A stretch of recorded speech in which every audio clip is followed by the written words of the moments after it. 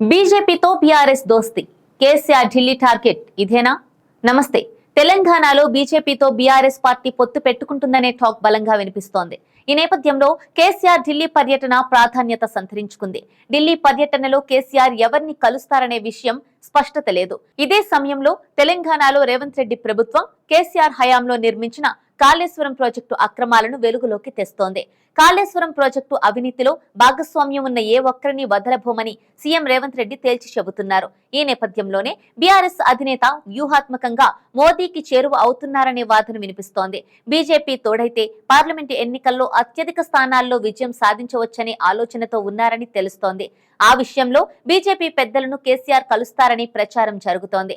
BJP అగ్రనేత అమిత్ షా ఇటీవల మాట్లాడుతూ ఎన్డీఏతో కలిసి వచ్చేందుకు చాలా పార్టీలు ఆసక్తిగా ఎదురు చూస్తున్నాయని తెలిపారు. త్వరలోనే ఎన్డీఏలో కొత్త మిత్రుల చేరికలు ఉంటాయని అన్నారు. ఆ వ్యాఖ్యలను బట్టి తాజాగా కేసీఆర్ ఢిల్లీ పర్యటనకు వెళ్తుండటం పొత్తు కోసమే అనే వాదనకు బలం చేకూరుతోంది. అయితే బీఆర్ఎస్ పార్టీతో పొత్తు పెట్టుకోబోమని బీజేపీ రాష్ట్ర అధ్యక్షుడు కిషన్ రెడ్డి తేల్చి చెప్పారు. రాష్ట్రంలోని అన్ని స్థానాలకు బీజేపీ ఒంటరిగా పోటీ చేస్తుందన్నారు. ఎవడైనా బీఆర్ఎస్ బీజేపీ పొత్తు అని మాట్లాడితే లాగి చెంప చెల్లుమని కొట్టండి అని కూడా కిషన్ రెడ్డి అన్నారు.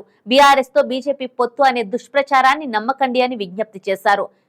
మెడ మీద తలకాయ లేనోడే బీఆర్ఎస్ తో పొత్తు మీద మాట్లాడుతున్నాడు అని కిషన్ రెడ్డి ధ్వసమెత్తారు. కిషన్ రెడ్డి పైకి పొత్తు లేదని చెబుతున్నా ఎవరూ నమ్మడం లేదు. అదే సమయంలో బీఆర్ఎస్ పార్టీతో పొత్తు పెట్టుకునే ప్రసక్తే లేదన్నారు బీజేపీ ఎంపీ లక్ష్మణ్ కూడా.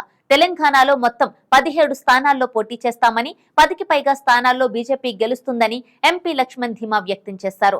అయితే అంతర్గతంగా పొత్తులపై చర్చలు సాగుతున్నట్టు తెలుస్తోంది. ఓటమి తర్వాత బీఆర్ఎస్ ఇబ్బందులు ఎదుర్కొంటోంది. ఇప్పటికే పెద్దపల్లి ఎంపీ హస్తంగుట్టికి చేరుకున్నారు. చేవెళ్ల, జహీరాబాద్, ఖమ్మం ఎంపీలు జాతీయ పార్టీలతో సంప్రదింపులు జరుపుతున్నారు. వరంగల్ ఎంపీ అభ్యర్థిగా బీఆర్ఎస్ భావించిన టి రాజయ్య కూడా పార్టీ మారిపోయారు.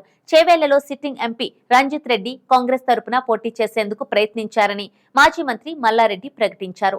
పార్లమెంటు ఎన్నికల్లో జాతీయ పార్టీల ఎజెండాతోనే ఎన్నికలు జరుగుతున్నాయన్న అభిప్రాయంతో పార్లమెంటు ఎన్నికల బరిలో జాతీయ పార్టీల నుంచి పోటీ చేసేందుకు గులాబీ నేతలు ఆసక్తి చూపిస్తున్నారు. నిజామాబాద్ నుంచి కూడా కొత్త అభ్యర్థిని ఎంపిక చేసుకోవాల్సి వస్తోంది. కేసీఆర్ మెదక్ నుంచి పోటీ చేస్తారని గతంలో అనుకున్నారు. కానీ ఇప్పుడు మాజీ కలెక్టర్ పేరు వినిపిస్తోంది. కవిత, కేటీఆర్ అలాగే కేసీఆర్ ఎవరూ లోక్సభ బరిలో దిగడం లేదు.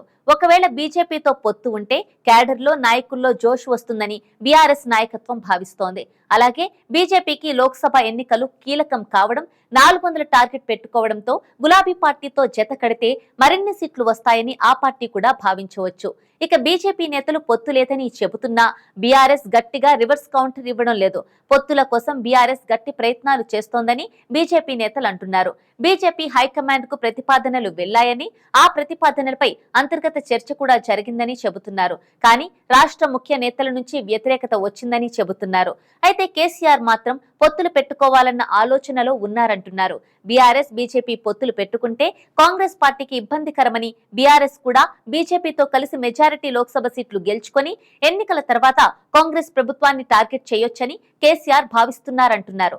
అయితే బీజేపీ రాష్ట్ర నాయకత్వం మాత్రం పొత్తు లేదని అంటోంది. కేసీఆర్ ఢిల్లీ పర్యటన తర్వాత దీనిపై క్లారిటీ వచ్చే ఛాన్స్ ఉంది.